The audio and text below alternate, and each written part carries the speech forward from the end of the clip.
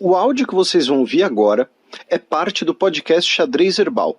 Caso vocês queiram ouvir mais sobre esse assunto e outros temas de política internacional, é só ir em xadrezverbal.com. Bueno, passemos agora para o cheque, no qual eu, o Felipe e a Silvia daremos aquele tradicional peão pela nossa quebrada latino-americana. Em referendo, população da Venezuela aprova a anexação de Guiana Essequiba. Começando aqui pela parte factual, nós tivemos, segundo o governo venezuelano, comparecimento de 10 milhões e meio de eleitores, tá? O que dá aí mais ou menos metade do eleitorado, tá? 51%, e todas as 5 perguntas foram aprovadas, né? O sim venceu, 3 delas com 98%, né? E 2 delas por 96%. Tá? Lembrando que esse é o terceiro programa seguido que nós falamos da questão de Essequiba, né? Ou Essequibo, como tem se usado muito na imprensa brasileira em português, né? A gente vai fazer uma recapitulação em breve, daqui a pouco, né? Mas a gente vai começar pelo referendo. Tá? Lembrando, né, rapidamente as 5 perguntas. A primeira pergunta é se você concorda em rejeitar a linha fraudulenta imposta pela sentença arbitral de Paris de 1889. A segunda é, você apoia o Acordo de Genebra de 1986 como único instrumento jurídico válido. Terceiro, você concorda com a posição histórica da Venezuela de não reconhecer a jurisdição da Corte Internacional de Justiça. Quarto, e essas 3 tiveram 98%. Quarto, você concorda em se opor por todos os meios legais à reivindicação da Guiana de dispor unilateralmente de um mar pendente. Essa foi 96%. E a quinta foi, você concorda com a criação do Estado de Guiana Essequiba, que desenvolva um plano acelerado de atendimento integral. Aí também 96%. E aí, antes de passar para a Silvia para os comentários dela, eu já vou também pedir para ela comentar uma outra coisa que a gente já comentou aqui no programa novamente, né, que a questão de Essequiba é uma questão histórica Venezuela, desde a década de 60, nessa fase atual. É uma questão que une também tanto direita quanto esquerda, tá, na Venezuela, também já comentamos isso, porém opositores, né, tanto a esquerda quanto a direita, no caso a esquerda do Partido Comunista Venezuelano, né, que é ilegal, foi colocado na ilegalidade pelo governo Maduro, afirmaram que o referendo foi uma farsa, que na verdade os 10 milhões seriam 10 milhões de votos, né? E não 10 milhões de votantes, porque como cada pessoa, né, votou 5 vezes, então o comparecimento seria ali na casa dos 10% apenas. Enfim, o governo venezuelano depois desmentiu isso, né? Afirmou que isso não seria verdade. Inclusive você tem algumas questões. A questão número 3, né, ela teve um número menor de votos, não sei se pessoas deixaram em branco, algo assim, algo do tipo. Mas enfim, Silvia, né, nossa querida Silvia Colombo, que está falando diretamente de Buenos Aires, onde está para a posse do Javier Milei, seus comentários, por favor. Ai, gente, eu lembrei, vendo esses números aí, eu lembrei daquelas, eu não sei se vocês são jovens demais para lembrar disso, mas daquelas eleições do Saddam Hussein. Vocês lembram? Que dava sempre 100% a favor dele? Tá na cara que são números maquiados, né? Ainda que seja uma questão nacional, uma questão de orgulho nacional e tudo mais, é muito difícil desses números de comparecimento às urnas na Venezuela, né?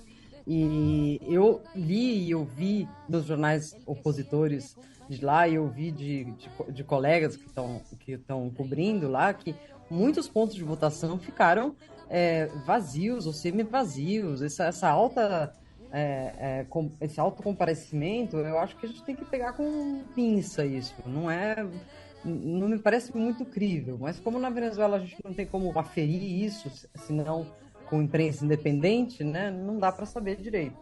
Agora, eu acho que o referendo meio que colocou a questão desse Essequiba no mapa, né?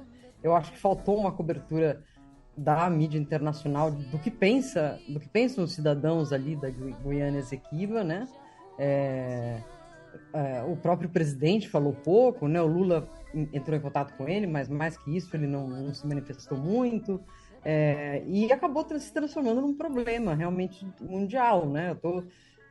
Ouvi de várias pessoas durante a semana, como é isso? Vai ter uma nova guerra na América do Sul? De fato, mobilizou, né? Agora, eu desconfio de todos esses números, assim como já falei aqui outras vezes, eu desconfio de todos os números desde 2017, quando o chavismo disse que tinha feito uma eleição recorde e eu fui em vários pontos de votação totalmente vazios, eu e diversos colegas. Desconfio dos números, ainda que a questão seja apelativa transversalmente, como vocês mencionaram.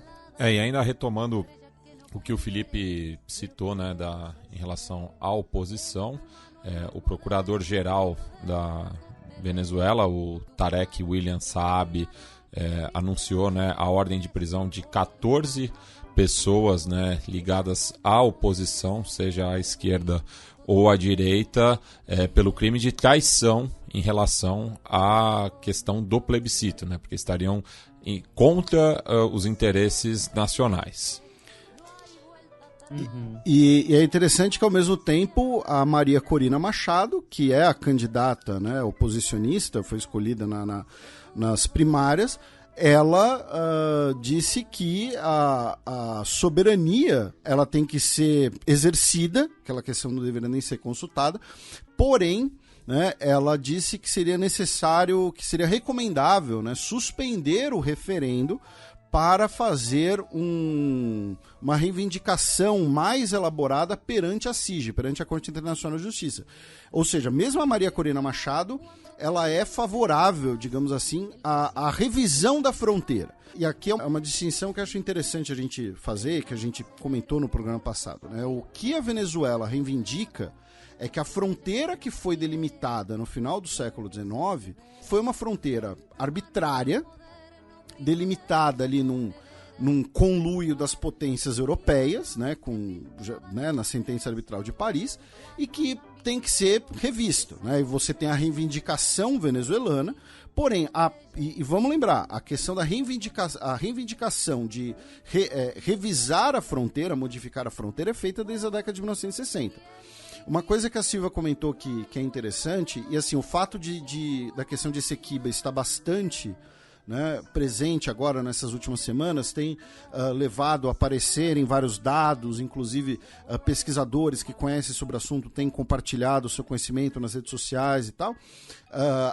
A região de Essequiba ela é pouco povoada, né? Ela é uma região que não tem muita população. Na verdade, a maior parte da população da região, inclusive, o maior povoamento da região, inclusive um dos maiores pelo menos, é de indígenas que vivem na região da tríplice fronteira, né, entre Brasil, Venezuela e Guiana. Então, mesmo essa coisa de incorporar a população do local também não faz muito sentido prático, né, digamos assim.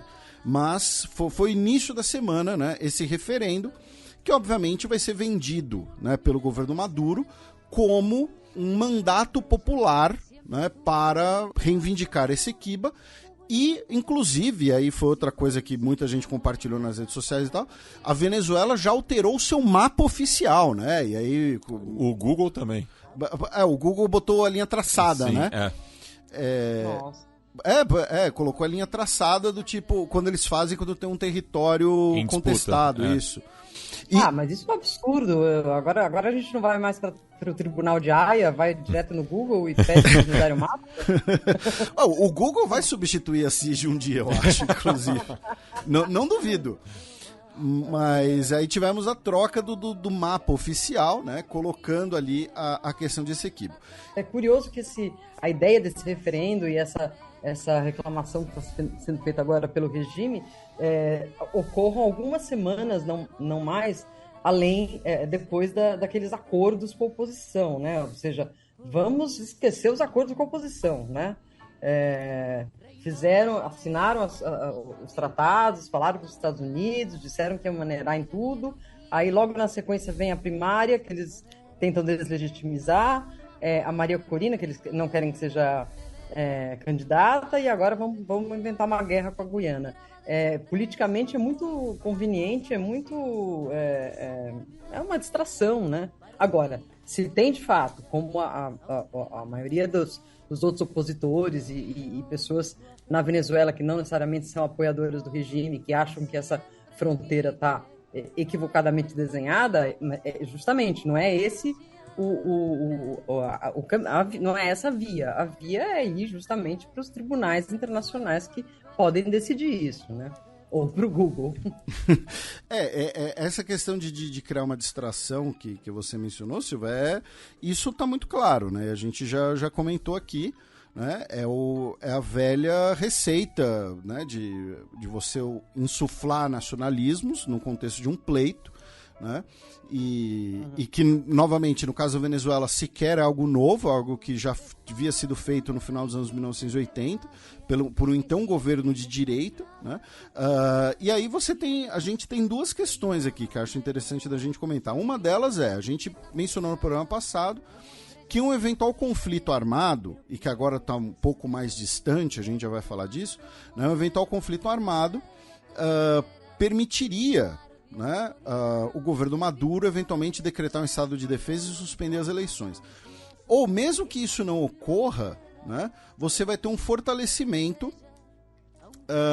de propaganda, né, do Maduro, que olha só, eu sou o presidente que teve a coragem, né, de tomar a nossa Guiana Essequiba, né? Eu sou o presidente que né, tomou esse assunto nas mãos e realmente executou e tal.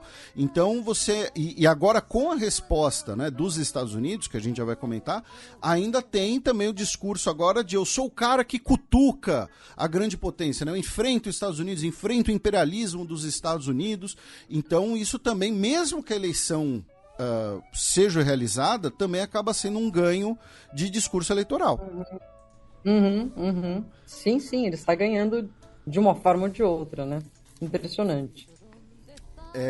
A Guiana, obviamente, né, rejeitou, né, o referendo, né, e disse que o único veículo legítimo, né, para arbitrar, né, para decidir sobre essa situação, né, é a Corte Internacional de Justiça, a CIJ, em Haia, que uma das perguntas do referendo justamente, né, era rejeitando a jurisdição da CIJ, e a presidência da Guiana, o governo da Guiana, afirmou que vai reivindicar, né, vai usar todos os meios legais, né, incluindo até mesmo procurar o Conselho de Segurança da ONU, tá?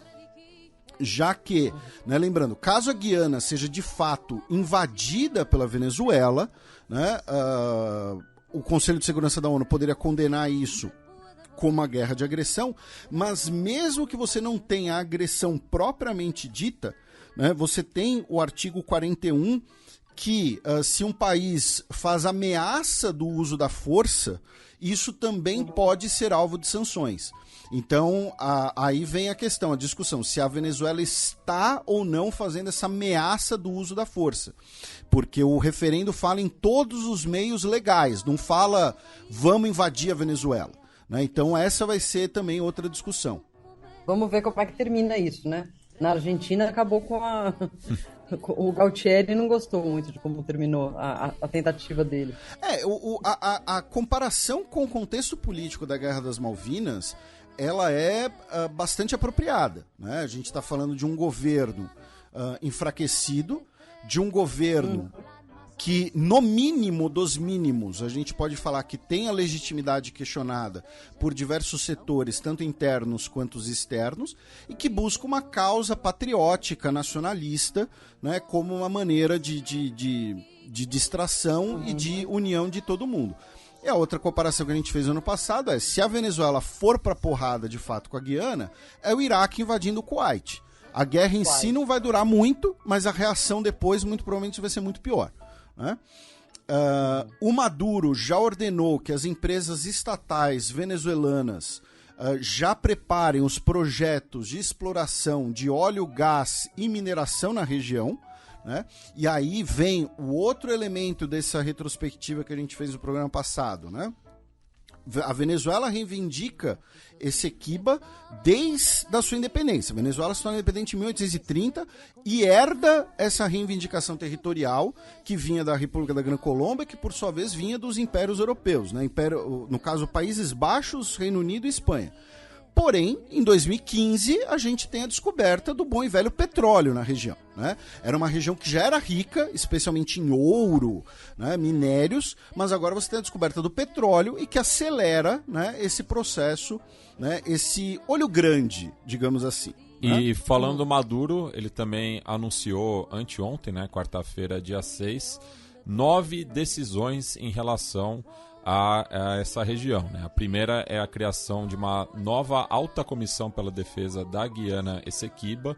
Também ativou de imediato o debate da Assembleia Nacional para aprovação de uma lei orgânica pela defesa também da Guiana Essequiba, além da criação de uma zona de defesa integral da Guiana Essequiba com 3 áreas e 28 setores de desenvolvimento integral, tendo sede no município de Tumereno, né? E, enfim, e outras medidas administrativas, né, em relação a essa zona contestada pela Venezuela e que, na visão do regime, teve um grande apoio popular. Continuando aqui essa última semana, a gente começa, né, aí na quarta-feira, esses anúncios do Maduro, né, que você mencionou, o anúncio das estatais foi no início da semana.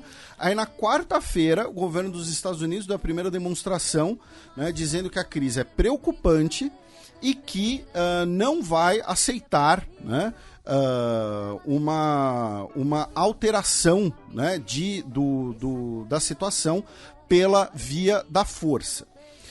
E ontem também a embaixada estadunidense em Georgetown publicou uma nota, né, dizendo que as forças de defesa da Guiana terão cooperação do Comando do Sul, né? Isso, exatamente. Ontem nós tivemos esse anúncio, né, de exercícios militares entre Estados Unidos e Guiana, tá? Segundo o governo dos Estados Unidos, seriam operações de rotina, blá blá blá, mas envolve um componente aéreo razoável, tá? E aí o que acontece? Tem um elemento geográfico importante a ser mencionado também, né, que o Brasil mandou tropas para a fronteira norte, né, a gente comentou isso semana passada. Por quê? Porque a região de Guiana Essequiba é uma região que boa parte dela é floresta, tá? É uma região pouco povoada. Uma invasão da Venezuela para Essequiba não é um tabuleiro de war, tá, gente? Que você tem ali, é um papel cartão impresso. Tá? Você não tem estradas, você não tem uma rede logística que facilite uma invasão. A Venezuela, para entrar em Essequiba, teria, por exemplo, que entrar em território brasileiro, coisa que não vai fazer. Então, uma eventual operação militar venezuelana teria que ter um componente aéreo substancial e numa guerra aérea entre Venezuela e Guiana, Guiana não dura 5 minutos. E uma guerra aérea entre Venezuela e Estados Unidos, a Venezuela não dura 5 minutos. Né? A Venezuela pode ter alguns vetores modernos, né? Comprou lá o Sukhoi 30 uma década atrás e tal.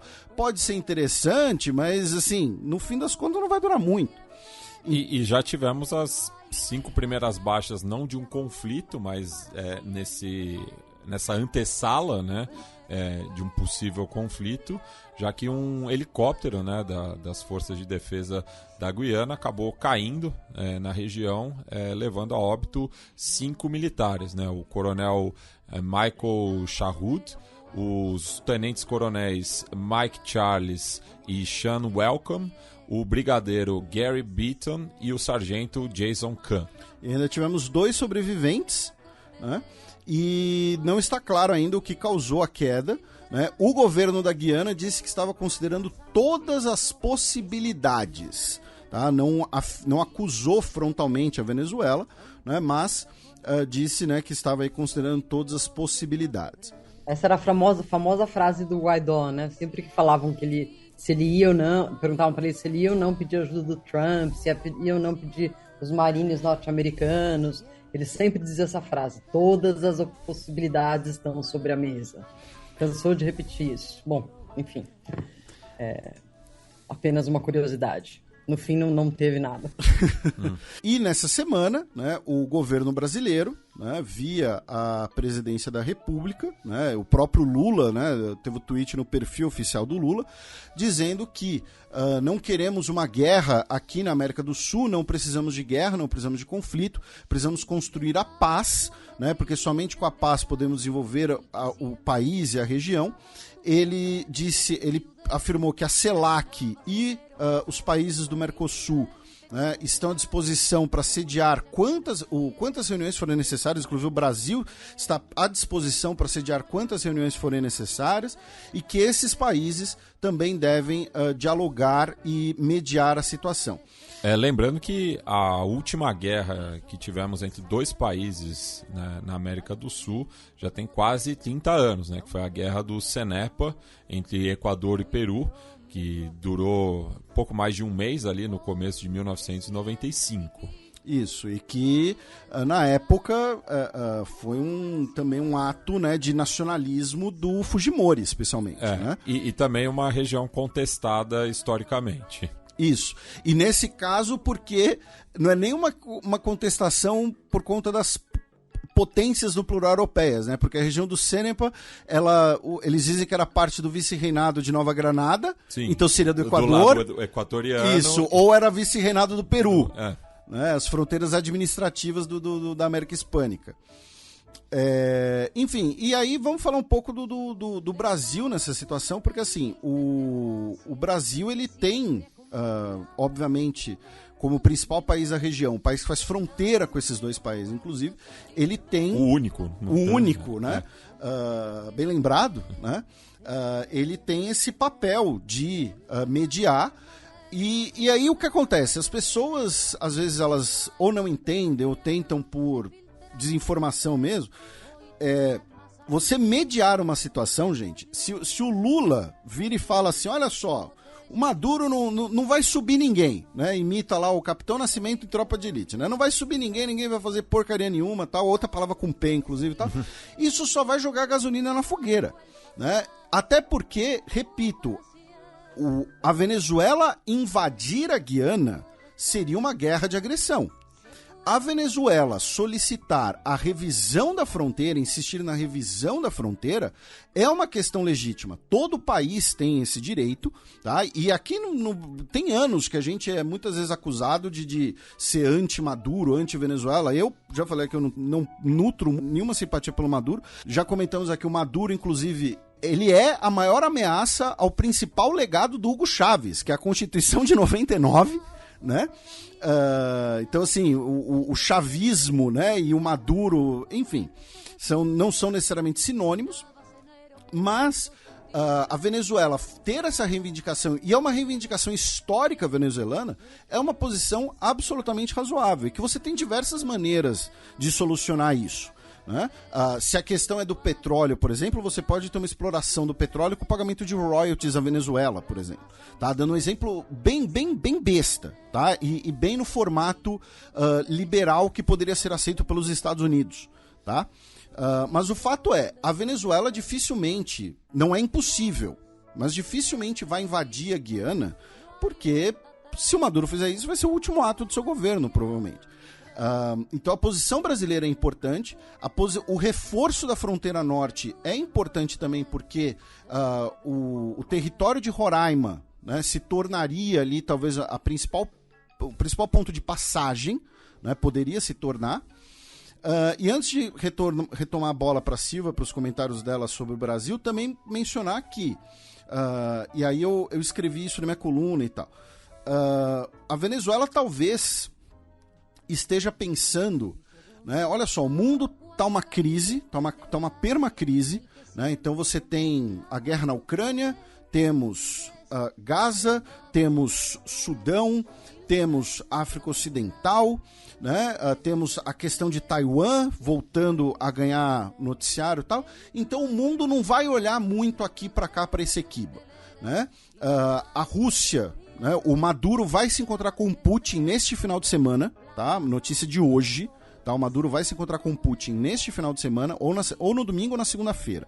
Se a Venezuela invadir a Guiana, a Rússia ela não vai achar ruim, porque vai criar uma crise perto dos Estados Unidos, geograficamente perto, numa região historicamente de influência dos Estados Unidos, tá? Mas assim, a Rússia não vai ter como socorrer a Venezuela militarmente, por exemplo. Essa crise seria muito efêmera e no final das contas ela poderia gerar um legado ainda pior, que é, por exemplo, quem explora petróleo hoje na Guiana são empresas especialmente dos Estados Unidos, como a ExxonMobil.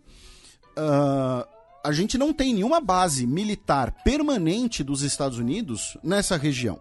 Os Estados Unidos podem assinar um tratado de cooperação, né, com a Guiana e colocar uma base permanente ali na Amazônia, do lado da fronteira brasileira, como reação a essa postura venezuelana. Enfim, então assim, mesmo o cenário internacional também não é favorável à Venezuela, né, como algumas pessoas creem. Ah, não, olha só, o mundo está Amazônia, então a Venezuela vai se aproveitar aqui que ninguém vai prestar muita atenção e vai tomar Guiana.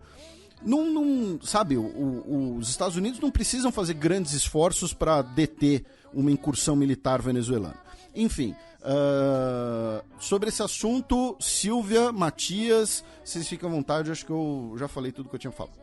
Eu acho que o Lula foi bastante... ele mandou um recado bastante claro nessa declaração que ele deu ali na COP, né, dizendo... que, bom, esse referendo, meio deslegitimando o referendo, né, dizendo, claro, que vai dar o que o Maduro quer, e tudo que nós não precisamos nessa altura é uma guerra, né? Acho que ele quis deixar bem claro que, bom, a minha amizade com o Maduro, minha proximidade com o Maduro, não quer dizer que eu vá apoiar isso, né? E tudo isso está acontecendo num momento que a gente não pode esquecer que os demais países que, num princípio, os países de esquerda da América Latina, tinham começado a se aproximar da Venezuela, agora estão pensando duas vezes, né? O Petro já deu um passo para trás, o Lula fez uma crítica ao dizer, isso aí vai dar o que o Maduro quer. Então, eu acho que isso também serve de termômetro para ver o quanto de apoio da América Latina, da América do Sul, esse tipo de conflito teria, né? E parece que pouco também, como seguindo sua linha de raciocínio. Isso que você falou da Colômbia foi interessantíssimo, não sabia disso, tá? Então, assim, eu acho que todo país, especialmente sul-americano, vai falar que a Venezuela tem o direito de revisar a fronteira, especialmente por ser uma fronteira herdada dos períodos coloniais. Tá? Mas nenhum país vai apoiar uma ação militar, até porque sabe que a reação a isso vai ser pior para toda a região. Bem, passando agora para notícias da política externa brasileira, começamos pela presidência do país no G20. Isso, eu vou passar aqui por algumas notícias e aí, pro nosso ouvinte que tá pensando assim, pô, vocês estão falando demais, eu quero ouvir mais a Silvia, fica tranquilo que daqui a pouco a gente vai passar para a Argentina e eu vou calar a boca completamente, Silvia vai nos brindar aqui. Mas, passando aqui pelas notícias brasileiras, né, no dia 1º de dezembro começou a presidência brasileira do G20, né, Brasil que vai sediar a próxima cúpula do G20, né, em 18 e 19 de novembro de 2024.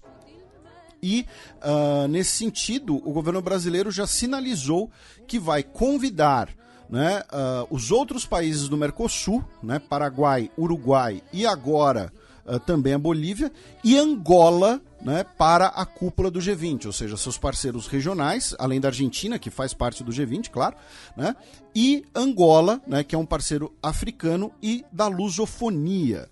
Tá? Essa semana, na volta da COP28, lembrando que a gente vai, né, COP28 vai ser o tema da semana que vem, a gente vai esperar o texto final. Na volta da COP28, o Lula parou em Berlim, né, se encontrou com Olaf Scholz, virou meme, né, porque Olaf Scholz, como a maioria dos alemães, não tem muito apreço por ser abraçados por pessoas que não sejam... Qualquer pessoa. Qualquer não sei, mas né, que não sejam familiares e tal. E o Lula, né, chegou abraçando o Olaf Scholz, aí ele puxa o Olaf Scholz pelo braço, o Olaf Scholz dá risada e tal, enfim. Mas tivemos um encontro entre os dois, que conversaram sobre o acordo Mercosul-União Europeia, conversaram sobre aprofundamento em questões ambientais também, e aprofundamento em energia renovável, né? Para quem quiser todos os detalhes, né, do que foi acordado, vocês têm lá a nota no site do Itamaraty, tá? Porém, o principal os dois afirmaram apoio ao acordo Mercosul-União Europeia. A questão é que o Macron disse essa semana, né, que o acordo está obsoleto, tá? A gente já vai falar um pouquinho mais do Mercosul especialmente.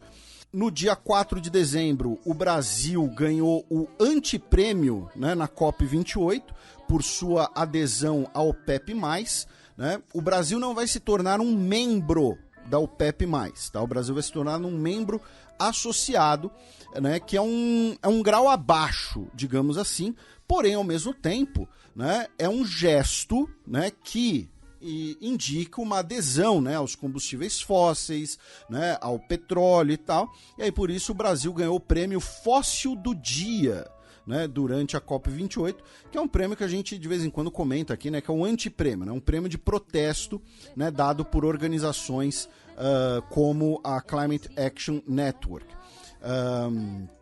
E ainda sobre o Brasil, só registrando, o Jamil Chad, no site, no blog dele no UOL, publicou diversos documentos que estão no Wikileaks, mostrando que o Brasil, no segundo governo Lula, já tinha uma preocupação, né, de uma eventual invasão de Essequiba pelo governo Hugo Chávez, né? Mas enfim, recomendo que leiam lá, é interessante. E finalmente, nós tivemos essa semana, né, a chegada de mais de uma centena de vietnamitas no Brasil, tá? No sábado, dia 2, domingo, dia 3, uma matéria da Maiara Paixão na Folha de São Paulo, e afirmando que o Brasil, né, a Polícia Federal, suspeita, né, está investigando, né, uma questão que pode indicar um esquema de coiotes, né, de tráfico de pessoas, tá? Enfim, desde o início do ano foram 550 vietnamitas, que embora não seja um número tão grande assim, foram, digamos, em levas, né, o que pode ser um indício, né, de ação desses grupos, dessas quadrilhas. Silvio, Matias, seus comentários sobre o Brasil, por favor, fiquem à vontade. O mais impressionante aqui pra mim foi essa história do Olaf Scholz. Perdi essas imagens dos abraços. Bem, e ainda falando da política externa brasileira, mas de uma maneira mais regional, né, tivemos também atualizações em relação ao Mercosul. Pois é, essa semana tivemos uma cúpula, né, a cúpula do Mercosul, né, onde foi anunciado, por exemplo, o acordo comercial com Singapura, que a gente já havia comentado aqui, e na abertura da cúpula, o presidente Lula disse que ele tinha um sonho de concluir o acordo Mercosul-União Europeia, porém, ele está bastante pessimista, né, disse que não deu certo, pois os europeus não querem fazer concessões e não querem deixar de serem protecionistas, né? Ele disse que fez um apelo ao presidente da França, Emmanuel Macron, tá? Que é um dos países mais protecionistas, principalmente no setor agropecuário. Exatamente, a gente comenta isso aqui desde o início, né?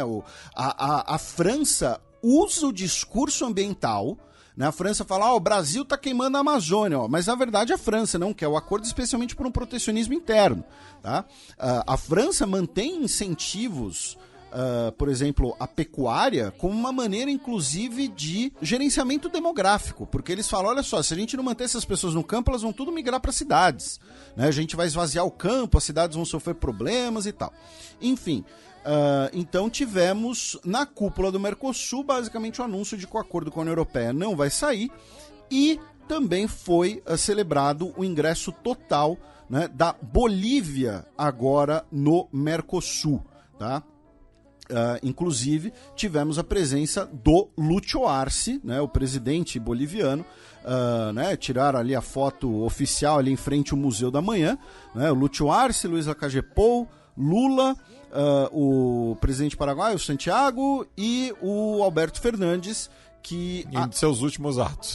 Que é o presidente demissionário da Argentina. Eu acho que finalmente chamaram as coisas pelo seu nome, né? Depois de tanto tempo cozinhando esse acordo e pelas costas dizendo, olha, não vai sair, não vai sair. Aí veio aquela história daquele documento, né? O anexo ambiental, dando uma nova enrolada no caso. E é o que todo mundo comentou, era um chamado secreto a voces, né? Ou seja, todo mundo sabia que a questão era o protecionismo, mas estavam disfarçando aí de questão ambiental, etc. No fundo, é um acordo que já estava marcado desde o começo. Agora, a gente vai ver a partir da semana que vem um novo redesenhamento do Mercosul, né? De qualquer forma, as coisas vão mudar no Mercosul de um lado ou de outro, por conta da chegada do Milei, dessa pequena associação ali que já está sendo feita entre Milei e Lacage-Pou, já estão conversando, flexibilização sim, o Brasil parece que vai ter uma vontade, embora seja o principal país do Mercosul, vai ficar um pouco isolado no voto ali, né? Então é um pouco inevitável que o Mercosul seja rediscutido nesse momento, e nessa rediscussão vai entrar também o acordo União Europeia, né? Bem, aproveitando a estadia da Sílvia em Buenos Aires, passemos agora para o país vizinho para trazer aí algumas notícias prévias à posse de Javier Milei, que terá espaço no próximo domingo, dia 10.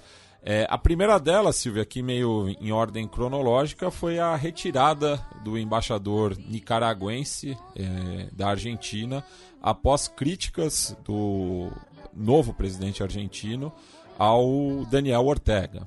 Exatamente, ele retirou o embaixador, mas enfim, Ortega já vem sendo criticado pelos anteriores também, né? Talvez não tanto pelo Fernandes, mas por muitos países da América do Sul. Acho que o Milei vai elevar um pouco a crítica, né? Dizendo isso porque o Macri também falava muito do Ortega e tudo mais, mas agora parece um sinal mais forte, e a Nicarágua também se encontra no momento de escalada do autoritarismo do casal presidencial, né?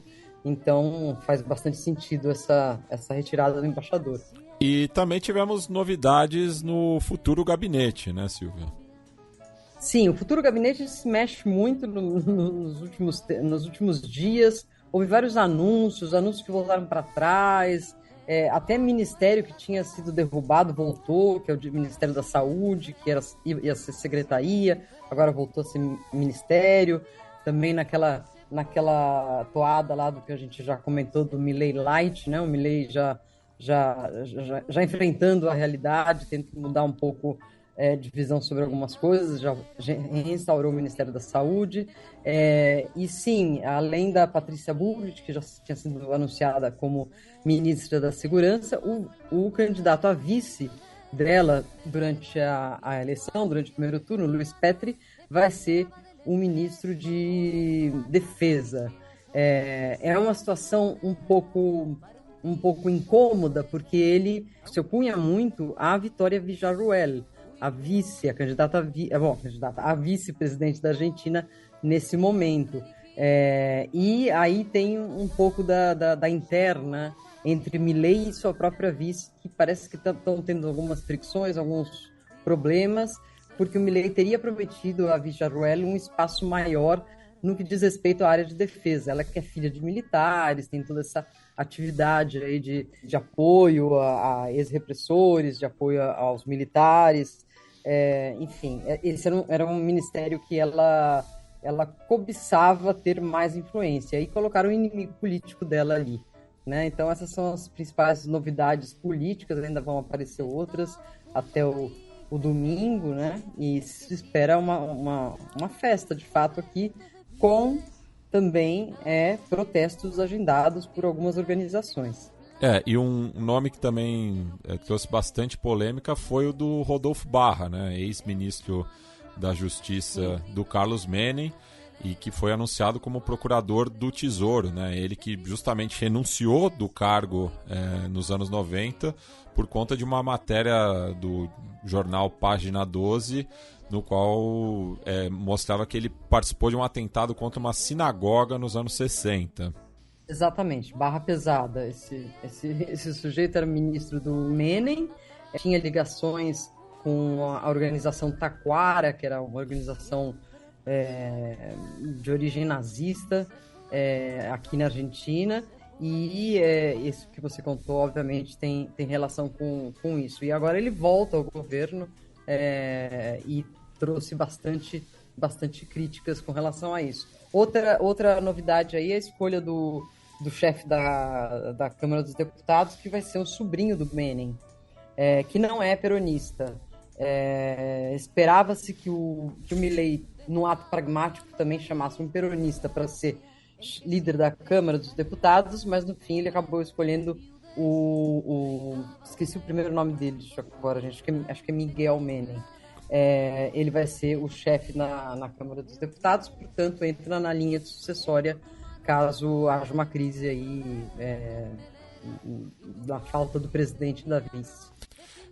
E citando, né, Silvia, os convidados para a posse, né, teremos a ausência, né, de alguns nomes pesados, né, da política internacional, como Joe Biden e o presidente brasileiro Luiz Inácio Lula da Silva, que mandarão, né, substitutos, assim, né? E no caso do Biden, eu e o Felipe, a gente estava até vendo antes do programa que na linha sucessória ele está mandando a 15ª, né? Isso, só para antes dos comentários da Silvia, é a Jennifer Granholm, que é a secretária de Energia, né? Assim, não vai ser o secretário de Estado, não vai ser, sei lá, a primeira-dama, né? Que não está na linha sucessória, mas enfim, tem mais um simbolismo maior, não. É a secretária de Energia que vai representar o governo dos Estados Unidos. Ao meu ver, isso é um sinal de, olha só, Milei, eu não gosto muito de você. É verdade.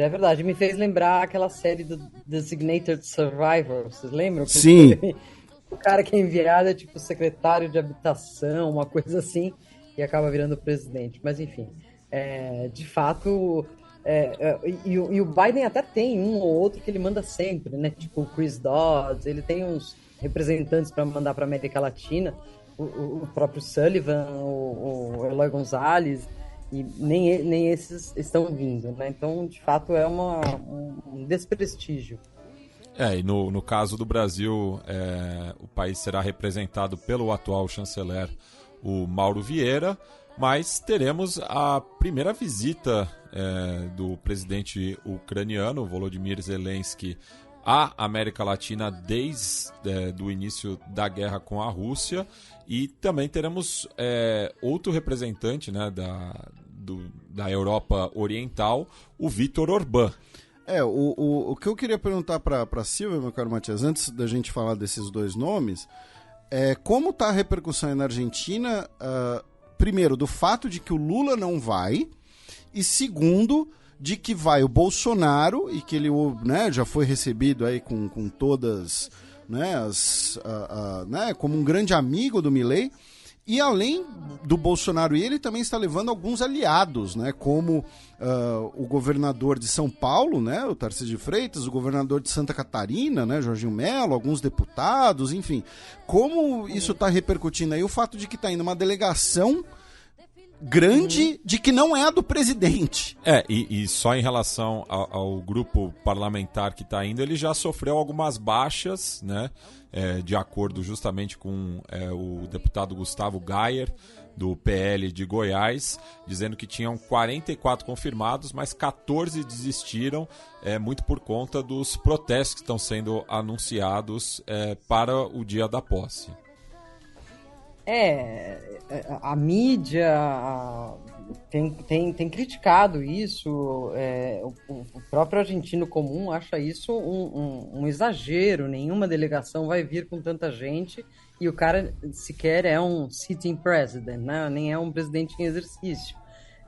Parece um exagero e até uma certa vergonha você querer tomar tanta carona na vitória do Milei, né?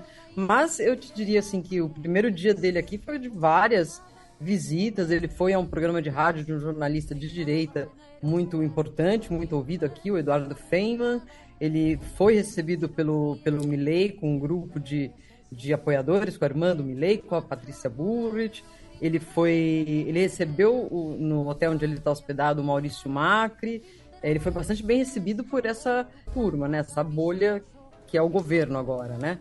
Agora, está sendo visto como uma coisa um pouco ridícula né, a chegada dele com tanta gente para uma posse argentina, né? E a ausência do Lula depende do círculo com quem você fala, né? O apoio do Lula ao Massa também foi mal visto por grande parte dos eleitores que não queriam que o peronismo ganhasse, mas, por outro lado, mostra que é um absurdo, mesmo gente do Juntos por el Cambio, da centro-direita, considera um absurdo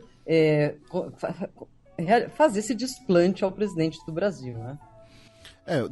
Da América Latina, o único presidente de esquerda que vai é o Gabriel Boric, do Chile, né? Pensando na Colômbia, né, por exemplo, quem estará representando o governo colombiano é o ministro de Relações Exteriores, o Álvaro Leiva.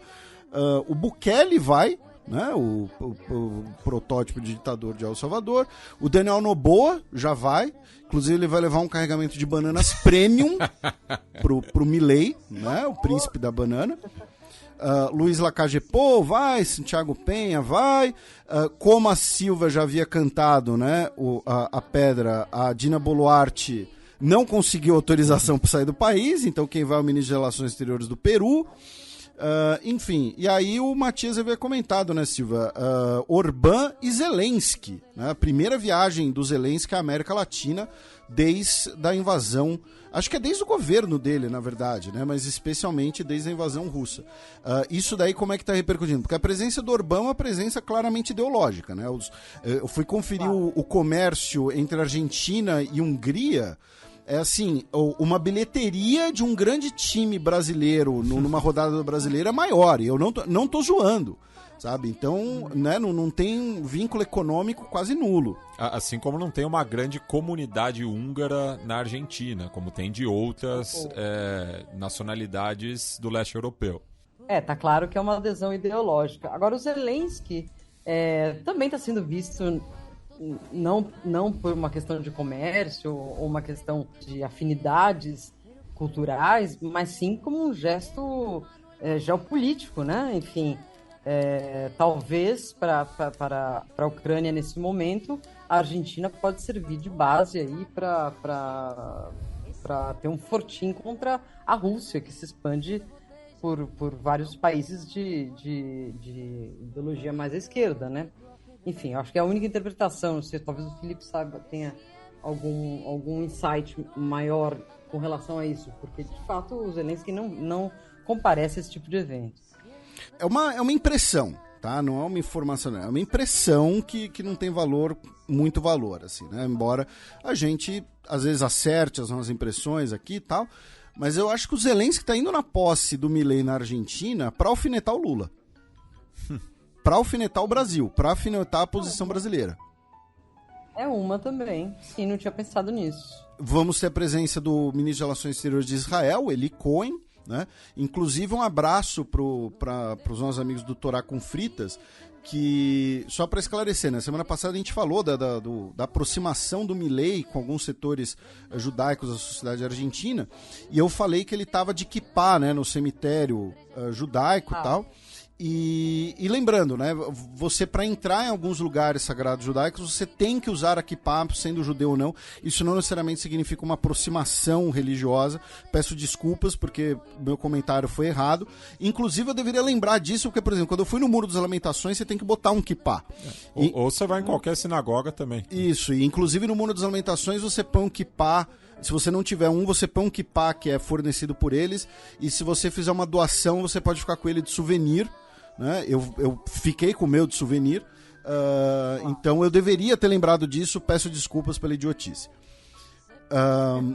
Também teremos a presença do Felipe VI, o líder tribal espanhol, que não faz nada da vida, então ele pode ficar viajando por aí. E adora ir em posses presidentes hispano-americanos. É a função dele de chefe de Estado. Em países em que chefe de Estado, chefe de governo, o chefe de Estado vai às posses. Do meu lado, monarquista defende. Ele vai em todas as posses latino-americanas. Sim. O nome disso é arroz de festa. O sonho... é colonialismo. Pois é uma mistura de colonialismo com a Mauri Júnior.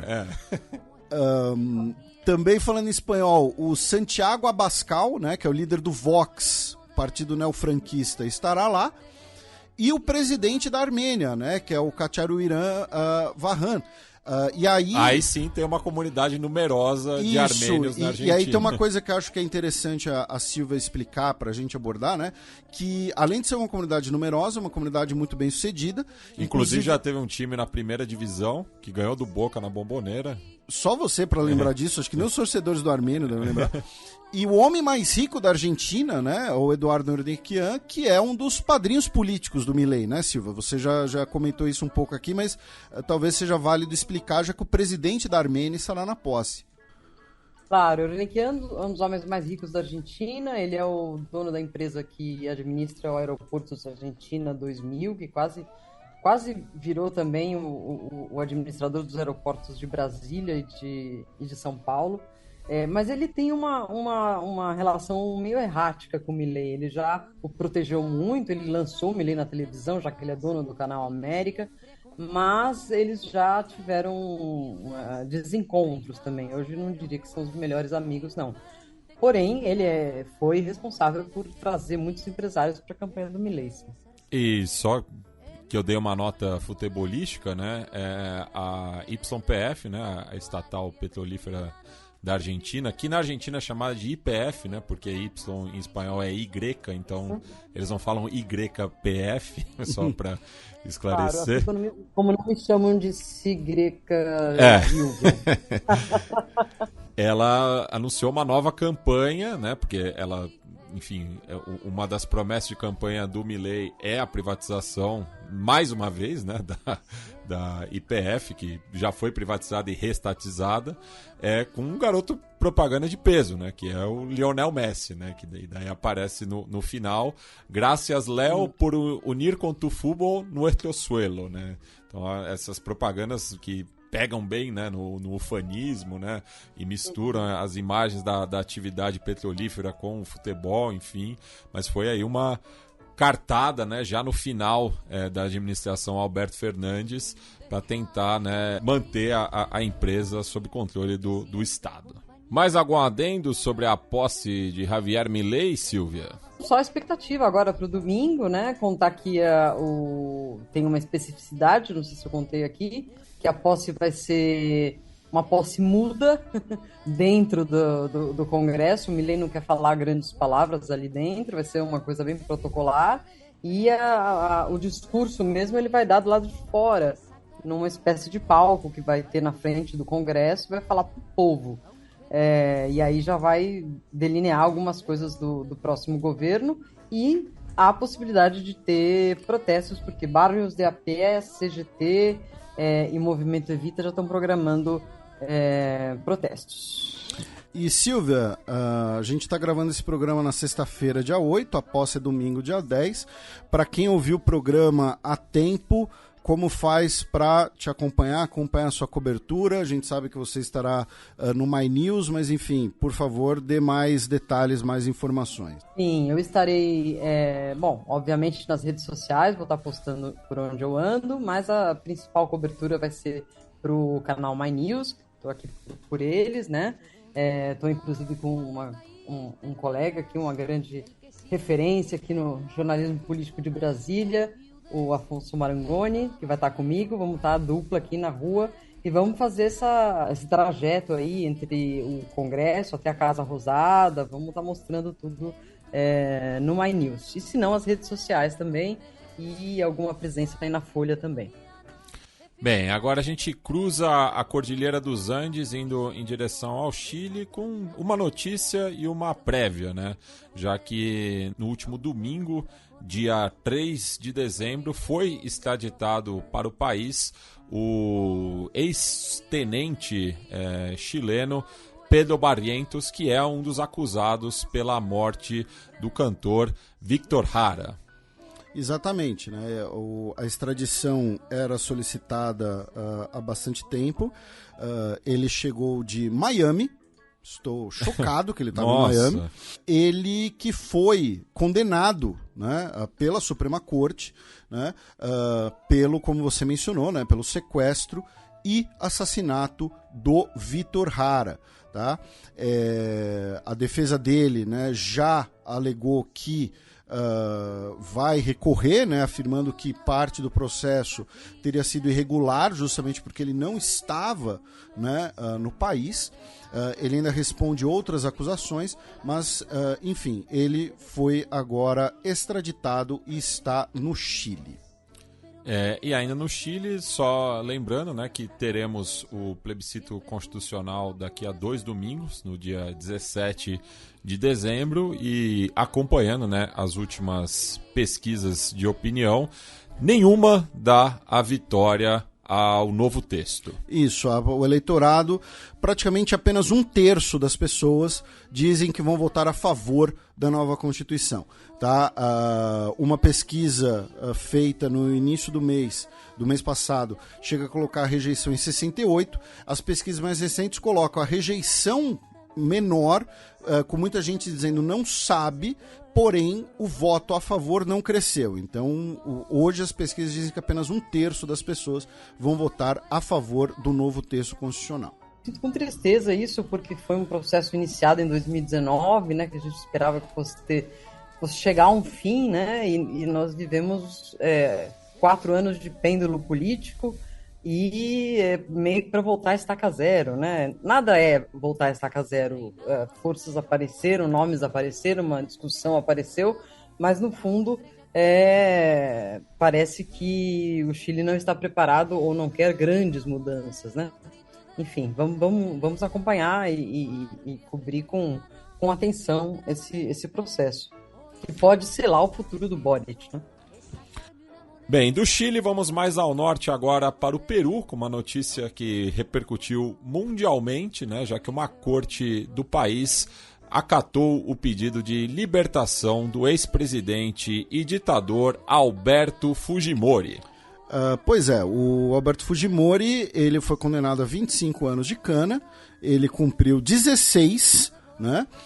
E o Tribunal Constitucional peruano já havia ordenado, né, a sua soltura, né, até pela questão de que ele tem 85 anos de idade. Porém, o Tribunal, né, Interamericano de Direitos Humanos, inclusive, criticou, né, a decisão, afirmando que a gravidade dos crimes dele, né, por terem sido crimes contra a humanidade, tá? Afirmaram que ele não poderia ser perdoado, nem poderia receber leniência na sua sentença. Tá? Lembrando que em 2017, né, ele já havia sido perdoado, né, aquele acordo entre o Pepeca e a Keiko Fujimori e tal, né? Enfim, mas agora ele foi, infelizmente, né, para casa. E lembrando que 25 anos foi só por conta de uma das muitas causas que ele enfrentou, né, que foi as matanças de Barrios Altos e Cantuta, né, que ocorreram ainda no período, vamos dizer, democrático do seu governo, mas ele havia sido condenado ainda por outros 4 crimes, né, como usurpação de funções, peculato, corrupção, espionagem e desvio de fundos, e ainda está sendo investigado, né, está correndo, né, o processo da laqueadura de mulheres indígenas no sul do país, né? Então, o que é mais absurdo aí nesse caso, né? Enfim, que é mais um indício assim de que ele deveria pelo menos permanecer preso enquanto estão correndo essas denúncias, né, em relação a ele, né? E, enfim, e gerou diversos protestos no país e essa reação internacional com a Corte Interamericana de Direitos Humanos. O Fujimori é uma pessoa execrável, já demonstrou isso em várias áreas dos delitos, né? Está respondendo ainda a processos, portanto, obviamente, não tem por que deixar prisão nesse momento. A velhice não torna ninguém mais doce, nenhum ditador menos terrível, e eu acho também essa liberação dele pouco recomendável para o Peru, e ainda mais num país que tem tantos presidentes presos por motivos bem menores, né? Eu acho que é uma questão política por conta da família Fujimori, talvez, mas acho não necessário isso. E eu me lembro que uma das vezes que ele foi escarcelado, que ele foi liberado, foi logo depois da questão do Pedro Pablo Kuczynski, né? Que o filho do Fujimori negociou o não impeachment do PPK em troca da liberação do Fujimori. Isso causou toda uma polêmica e ele voltou para a cadeia. Agora ele está sendo solto novamente. Se diz que é porque ele está doente, mas ele está doente há 20 anos enfim. É realmente um anti-exemplo de justiça liberar Fujimori nesse momento. E só alguns outros adendos também, né, que eu acabei lembrando durante a fala da Silvia, é que ele foi recebido, né, justamente pelos dois filhos, né, a Keiko e o Kenji, na saída da prisão de Barbadilho, em Lima, na última quarta-feira. E em relação à pena dele, né, que não era só em relação à prisão, mas também há uma indenização, né, de que ele teria que pagar mais de 50 milhões de soles como reparação civil, do qual ele não mexeu no bolso, né? Então, de acordo com a Procuradoria do Peru. Então tem ainda mais essa questão em relação à condenação dele há 16 anos atrás, quando ele foi extraditado do Chile.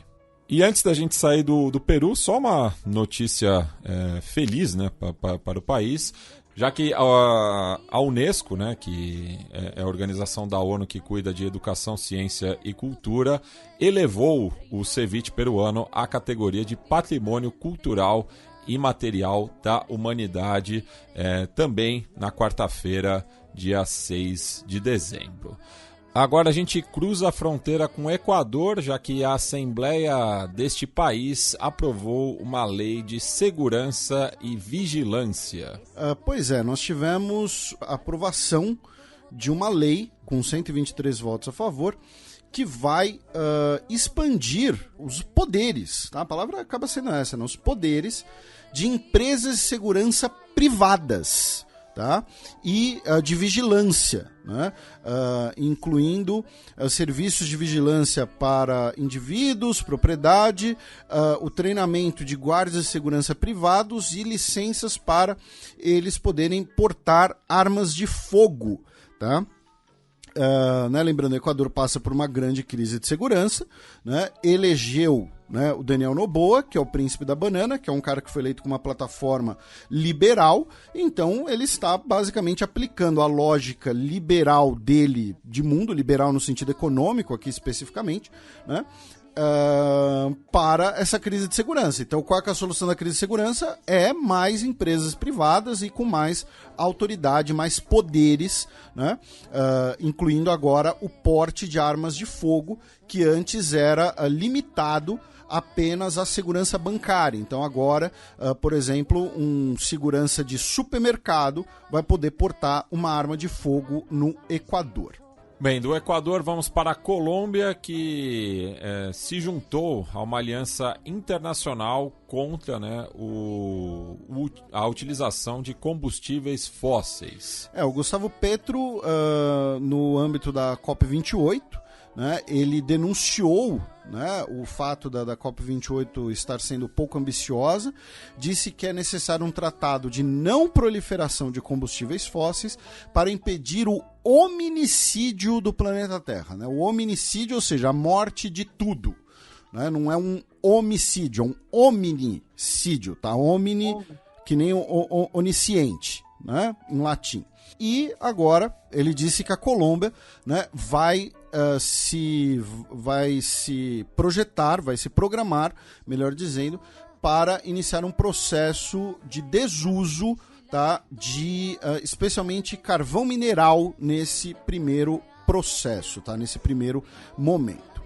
Muito positiva a notícia. A Colômbia, que o Petro, que nas últimas semanas tem se equivocado, tem metido os pés pelas mãos em alguns temas, né? Tem enfrentado dificuldades na linha, na linha da paz, na própria linha política. Enfim, essa é uma das bandeiras que ele nunca abandonou e que eu acho que é muito coerente com o seu discurso de campanha de não dar um passo atrás com relação à proteção da natureza. Eu acho positivo. Da Colômbia a gente segue na bacia do Caribe, já que um ex-informante dos Estados Unidos se declarou culpado pelo planejamento da morte do ex-presidente do país, o Jovenel Moïse. No caso, o Joseph Vincent, que ele tem dupla cidadania, Haiti e Estados Unidos. Ele era um informante do DEA, né, o Drug Enforcement Administration, né, que é a agência especializada no combate ao tráfico de drogas nos Estados Unidos, e ele se declarou culpado, né, de ajudar a conspirar para o assassinato do Jovenel Moïse. Tá? Ele é o quarto dos 11 acusados formalmente em Miami, né, a se declarar culpado. Tá? Ele pode pegar prisão perpétua, tá? Por conspiração para assassinato, conspiração para sequestro de pessoa fora dos Estados Unidos e conspiração para providenciar ajuda material originada nos Estados Unidos para crime ocorrido fora do país. Tá? Então, um crime transnacional. Porém, provavelmente ele se declarou culpado como parte de alguma negociação, né, algum acordo para retirar essa possibilidade de prisão perpétua. Né, mas mais um elemento, mais um passo, né, em desvendar o assassinato, né, o magnicídio, como você sempre fala, né, no Haiti. De uma ilha para outra, vamos agora para Cuba, já que o FBI acusou um ex-diplomata estadunidense de ser um espião a serviço do regime castrista. Pois é, o governo dos Estados Unidos, o FBI, acusa o Manuel Rocha, que é um diplomata dos Estados Unidos, aposentado, de ter trabalhado por décadas, né, como um espião cubano, tá, dentro do Departamento de Estado. Ele, inclusive, foi embaixador, né, dos Estados Unidos na Bolívia, tá, no início do século XXI. A denúncia não entrou em muitos detalhes, né? Porém, teriam gravações, teriam registros de comunicações dele com autoridades cubanas, né? Mostrando ele passando informações dos Estados Unidos para Cuba. Tá? A queixa foi apresentada em um tribunal federal em Miami. Né? Vá. Pois é. E assim, o nome dele é Manuel Rocha. Eu não sei... Mané Rocha. Eu não sei qual a ascendência dele, se ele é descendente de cubanos, enfim. Porém... É um nome super latino-americano, pode exatamente, ser de qualquer país. Né, o nome abre margem para essa possibilidade. Eu fui pesquisar agora, tem um deputado estadual da Bahia chamado Manuel Rocha. Que é o rei do Arrocha. Mas, brincadeiras à parte, outra notícia, aí a gente passa para os comentários da Silvia, outra notícia em relação a Cuba, né? Que a Juanita Castro, né? Que por sua vez era uma cubana que colaborava com os Estados Unidos, né? Irmã do Fidel e do Raul, né? Ela era opositora, né, dos irmãos, opositora do governo dos irmãos. Ela faleceu na última segunda-feira, dia 4, aos 90 anos, em Miami, onde vivia desde a década de 1960. Ela brevemente foi exilada no México, inclusive. Né? A gente sempre comenta o caso dela, né? Porque a gente sempre comenta como exemplo do fato de que o México tem uma tradição, né, de receber asilados, independente de serem de esquerda ou de direita. Né? E essa semana a Juanita Castro, então, faleceu aos 90 anos de idade. E só em relação ao Manuel Rocha, ele é nascido na Colômbia, mas tem cidadanias estadunidenses e dominicana. É um legítimo personagem da Guerra Fria, né? Pois é. E a Juanita, eu me lembro de ter lido sobre ela no passado, que ela, no começo, ela era apoiadora do movimento, dos irmãos, da Revolução, mas que foi se desiludindo de toda a movida ali por conta de práticas da Revolução que ela não comprou e, portanto, se exilou. Curiosamente, ela tem uma parecência, uma semelhança muito grande com o irmão dela que ainda está vivo, né, Raul Castro. É uma dinastia que vai se despedindo da história, né? E por fim, ainda também na América Central, o Ministério Público da Guatemala declarou que as eleições ganhadas pelo Arévalo não são válidas. Mais um capítulo aí dessa transição que não vai ser nada simples no país centro-americano. Notícia de hoje, inclusive agora há pouco, 21h19, tivemos uma nota do Itamaraty dizendo que o Brasil repudia as declarações de membros recentes do Ministério Público da Guatemala, dizendo que as últimas eleições são nulas de pleno direito.